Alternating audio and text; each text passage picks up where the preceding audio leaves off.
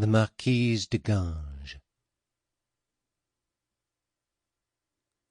Toward the close of the year 1657, a very plain carriage, with no arms painted on it, stopped about 8 o'clock one evening before the door of a house in the Rue Hautefeuille, at which 2 other coaches were already standing. A lackey at once got down to open the carriage door, but a sweet, though rather tremulous voice stopped him, saying, "Wait, while I see whether this is the place." Then a head muffled so closely in a black satin mantle that no feature could be distinguished was thrust from one of the carriage windows, and looking around seemed to seek for some decisive sign on the house front. The unknown lady appeared to be satisfied by her inspection, for she turned back to her companion. "It is here," said she. "There is the sign." As a result of this certainty, the carriage door was opened, the 2 women alighted, and after having once more raised their eyes to a strip of wood, some 6 or 8 feet long by 2 broad, which was nailed above the windows of the 2nd story, and bore the inscription, "Madame Voisin, midwife," stole quickly into a passage, the door of which was unfastened, and in which there was just so much light as enabled persons passing in or out to find their way along the narrow winding stair that led from the ground floor to the 5th story. The 2 strangers, one of whom appeared to be of far higher rank than the other, did not stop, as might have been expected, at the door corresponding with the inscription that had guided them, but on the contrary went on to the next floor. Here, upon the landing, was a kind of dwarf, oddly dressed after the fashion of 16th-century Venetian buffoons, who, when he saw the 2 women coming, stretched out a wand, as though to prevent them from going further, and asked what they wanted. "To consult the spirit," replied the woman of the sweet and tremulous voice. "Come in and wait," returned the dwarf, lifting a panel of tapestry and ushering the 2 women into a waiting-room.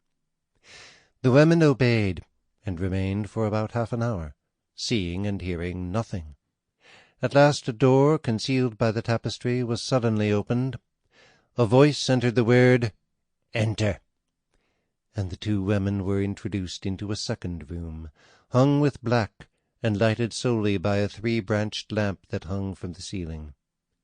The door closed behind them, and the clients found themselves face to face with the Sibyl. She was a woman of about 25 or 26, who, unlike other women, evidently desired to appear older than she was. She was dressed in black, her hair hung in plaits. Her neck, arms, and feet were bare. The belt at her waist was clasped by a large garnet which threw out sombre fires. In her hand she held a wand, and she was raised on a sort of platform which stood for the tripod of the ancients, and from which came acrid and penetrating fumes.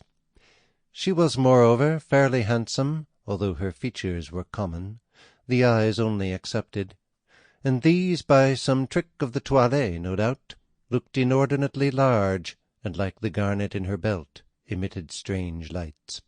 When the 2 visitors came in, they found the soothsayer leaning her forehead on her hand, as though absorbed in thought. Fearing to rouse her from her ecstasy, they waited in silence until it should please her to change her position. At the end of 10 minutes she raised her head, and seemed only now to become aware that 2 persons were standing before her. "What is wanted of me again?" she asked. "And shall I have rest only in the grave?" "Forgive me, madam," said the sweet-voiced unknown, "but I am wishing to know—" "Silence!" said the Sibyl, in a solemn voice. "I will not know your affairs. It is to the spirit that you must address yourself. He is a jealous spirit who forbids his secrets to be shared. I can but pray to him for you, and obey his will." At these words she left her tripod, passed into an adjoining room, and soon returned, looking even paler and more anxious than before, and carrying in one hand a burning chafing. Sample complete. Ready to continue?